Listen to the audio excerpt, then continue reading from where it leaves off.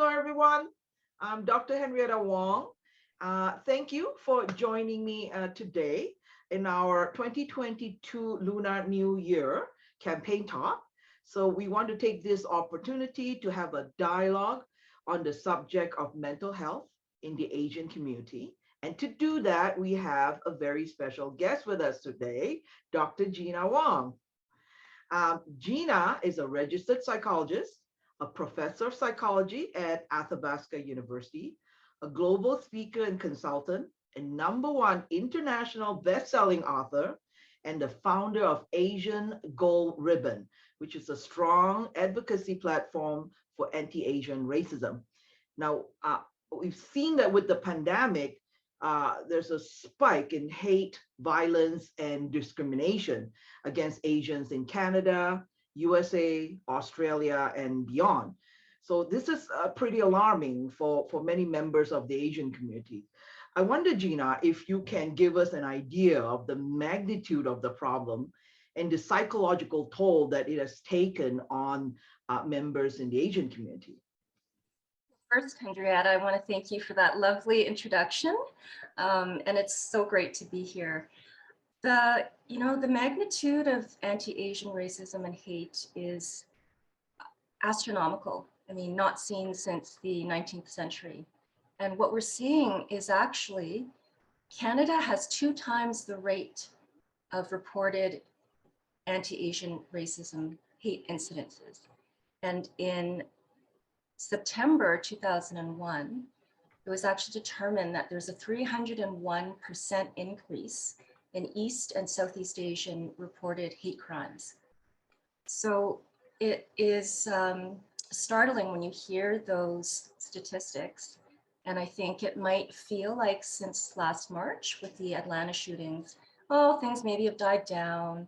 But in fact, it hasn't. I think media has stopped covering it as much, but our Asian communities are still suffering very much.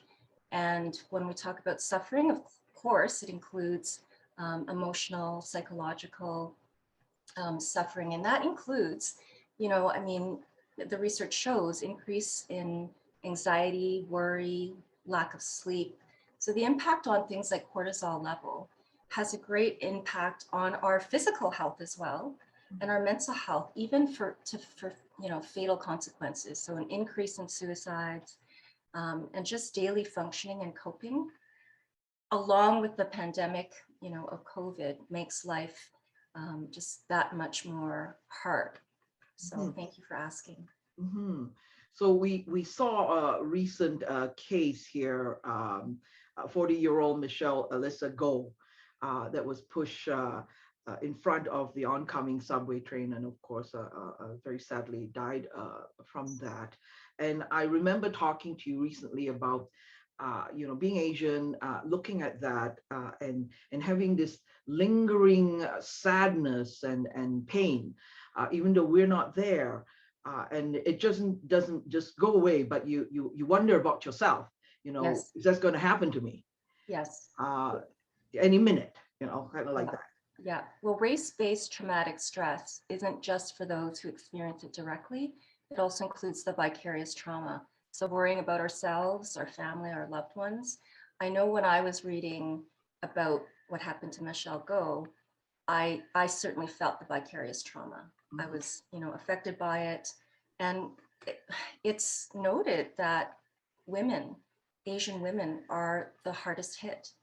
And so, that is us, Henrietta, and that sense of fear of our safety, the vigilance when we're out in public and wondering about, I worry about my parents, I worry about, others. And so that type of fear, not just for ourselves, but knowing that our communities are being affected and that it's fatal. It's, it's so sad. It's so tragic. Yeah. I mean, talking about mental health itself is a difficult subject for many Asians. I think there's a huge stigma still and shame associated with perhaps having mental health challenges and seeking help. I was just looking at research recently, the National Latino and Asian American Study, that shows that 18% of general US population would seek mental health services, but only 8.6% of Asian Americans would do the same. Another study found that for immigrants, the first generation, it's 2.2%, going to 3.5% second generation, and even after third generation, it's just 10%. In addition to just trauma that we're seeing directly from COVID, the issue of mental health itself is rarely discussed in the Asian community. I'm wondering, based on the work that you've done with Asian clients, what are some of the deep-rooted cultural barriers that could be prompting such stigma and shame? Well, it's interesting the word cultural barriers, because what our strength has been in surviving, not being wanted in this country, and what we had to do to work hard, to gain a foothold here, has been our survival strategy. Mm. And, that sense that what is our pride and what is our cultural beliefs can hamper things like talking about and processing emotion and, seeking out counseling help when needed. So things like, I talk about the Chinese word yan, Mm-hmm. and that's the value of holding in, not talking about what's worrying you and your emotions, that saving face, Mm-hmm. and the idea that, golden silence, like we don't talk about things. And, Henrietta, that's not just reflective of Asian communities. This is a phenomenon in North America. Right. Eurocentric ideas, the idea that we're stronger, it's too feminine, or, when we talk about our emotions, it's seen as a weakness. So it's not just the Asian communities that have this idea Mm-hmm. and the stigma around mental illness. Mm-hmm. It's just, what I call with Dr. Gina Ko, it's supersized. Mm-hmm. So, the sense and feeling of not talking about what's bothering us, that it's actually going to bring more pain to our families and our communities if we speak up and we speak out. So filial piety, that deference for authority and collectivism, those ideas that what happens should stay in the family. Mm-hmm. And if there's struggle, the family wears that struggle. Mm-hmm. Mm-hmm. And so those kinds of things keep us in silence. And I think there are ways that mental health programs can help in a way that understands and respects and honors those cultural ideals, Mm-hmm. but can compel other ways that folks can process what they're feeling. Mm-hmm. Mm-hmm. I know that as an immigrant myself, when I first came to this wonderful country that is Canada, uh, uh, I felt for sure a need to stay strong. I feel like almost I'm representing, Asians, and that I have to show my strength, and to break down or to admit that I have issues or concern would be a sign of weakness, and that might bring shame to my community. I think those kind of sentiment still run deep, especially for first generation immigrants coming to this country. I'm just wondering how, if there's anything that we could do to support immigrants coming, or even second and third generation that still hold dear to these cultural aspects, I believe. And again, we are also a highly collective culture in that way. Like you said, if we have an issue, you're almost bringing shame to your whole family, and your whole family as well believe that they feel the same way as you do. And so Yes. you try not to bring that burden to your family. So how do we deal with that? Well, I think change happens first within. And so when I started the Asian Gold Ribbon campaign Mm-hmm. and ended up doing quite a few media interviews, Mm-hmm. I found myself talking about my own struggles of internalized racism, the things that happened to me when I was young, and Mm-hmm. how I struggled through that and ways that I coped. And so sharing, I think each of us sharing, and we have a speak out, be seen part of our campaign, where we have individuals talk about their experience of racism, So you see on the screen real people talking about what they experienced. And so it's trying to shift the cultural tide in seeing that talking about our experiences is okay. And I apologize to my family because me talking about my own experiences does have a reflection on them. And yet I need to do what fits for me. So I think exactly that is being proud of and seeing that what might be called my weaknesses are part of my strengths. So I'm always, very forthright in talking about what I've experienced and my own, movement and evolution towards growth that continues all the time. I also wanted to add, Henrietta, that, I sit here as a cisgender, heterosexual Asian woman, and that there are some privileges with that. And so in thinking and talking about Asian mental health, we also have to recognize the intersectionality. Absolutely. And, thinking about all ways in which ability, social class, gender, sexuality, all of that plays a part in Asian mental health. So I think it's really important to acknowledge that, and that we are not all the same. Yeah, I agree. One thing I found to be very helpful coming here in a different culture is that we here are in a more open culture, and again, stigma is still there for many people, but it's more open and more acceptable to talk about it. And so I think that's very different than what I grew up with. So being able to talk about it has helped me, go through my own mental health and wellness journey. And that allows me then to support others as well. And Yes. transitioning into that, talking about being a leader as well, being an Asian leader, coming from that strong culture, and then supporting all your people of different background. And we talked about that a lot at work. Being able to talk about it is a number one importance for leaders to do, to make it okay for the issue of mental health to be discussed in the workplace. What have you seen in terms of that, dealing with Asian leaders or even non-Asian leaders, and having the hesitancy to share their own journey? I have to say, Asian youth, they're kicking it. They are talking proud and loud. We have Asian youth ambassadors as part of our Asian Gold Ribbon campaign, and they are talking about what's happening. And I really think it makes a difference when in schools they start talking about at an early age mental health. And maybe it just starts with reflection on their feelings, and even helping elementary school kids understand what emotions are, all the way up to high school, where we actually will teach about mental health. I think that's happening more and more. It needs to be happening. And so leaders I define as something from within. When you are in a relationship with yourself where you feel you can speak and be real and be yourself.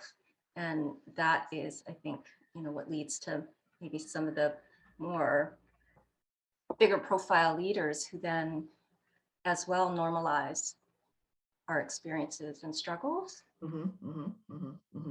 So Gina, as a psychologist, you probably heard the argument that modern psychology here, psychotherapy, is basically rooted in Western European ideas and concepts, and I guess cultural history.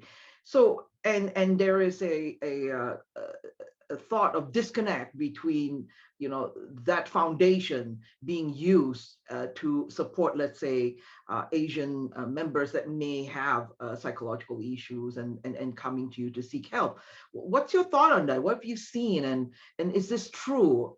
And if so, how do we adapt that so that it will work? Well, the clients that I see are amazing in what they share, and even with the cultural ideas that they have, that we can still maintain and respect within still what we're able to do in talk therapy.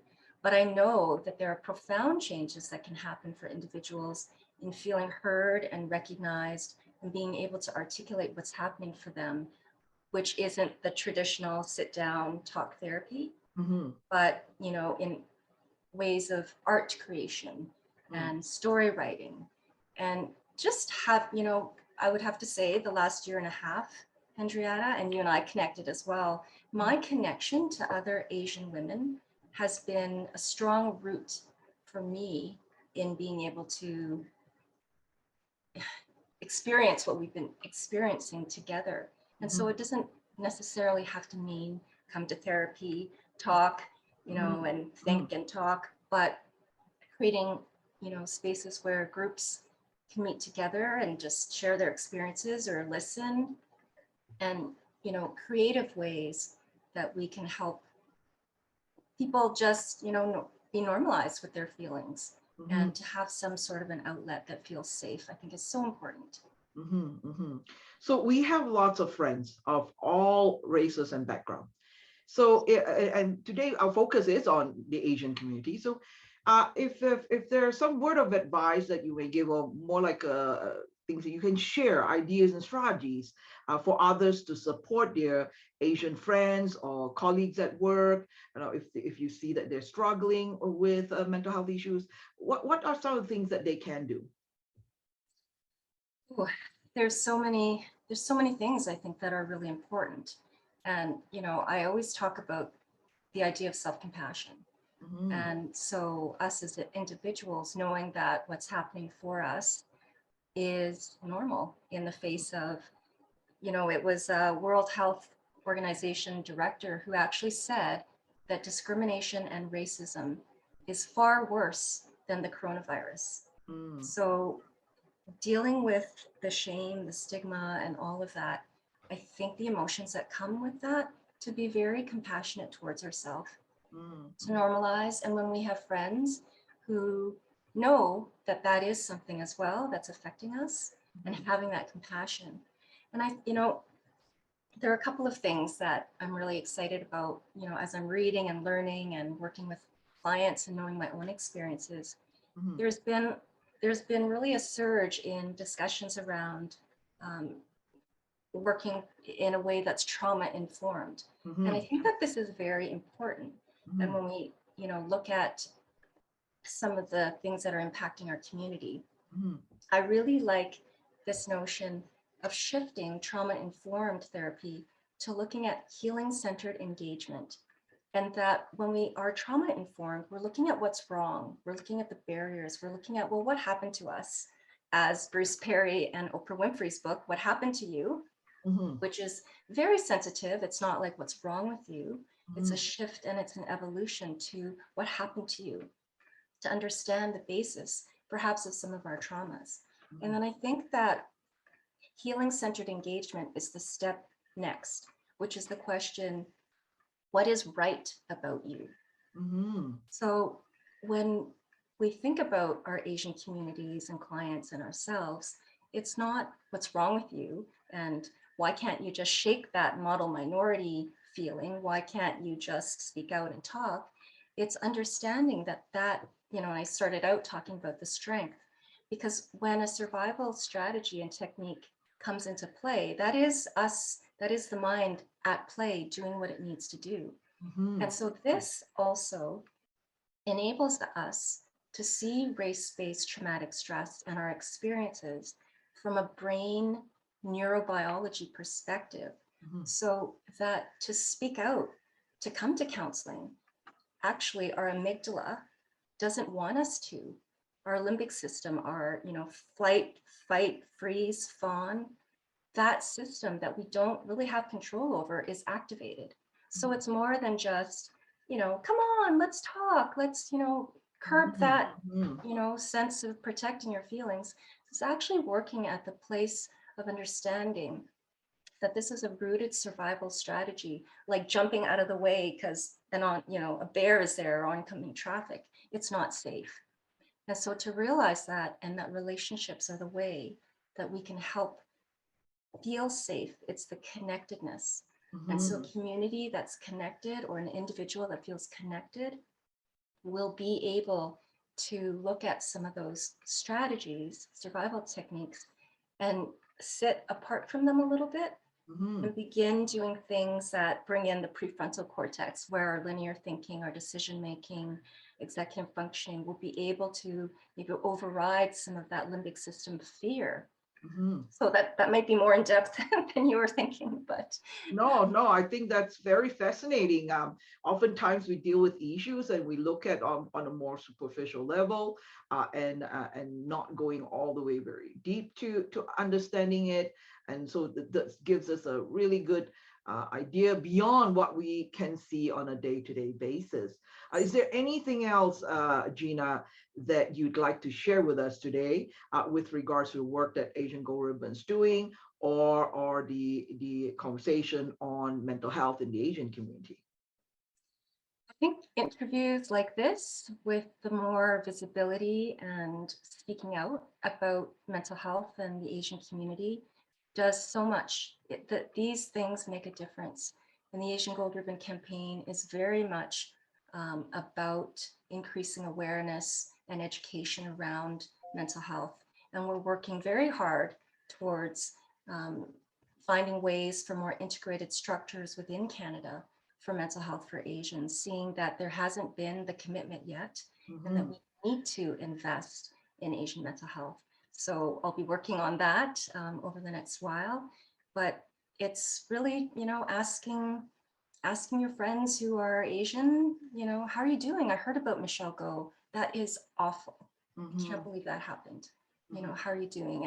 And not just thinking we're okay, Mhm. but Mhm. checking in a way also that taps into our strength. And as the Lunar New Year is coming, to Mhm. celebrate with us and to see the beauty of the culture. I think sometimes that gets lost so much with the stigma.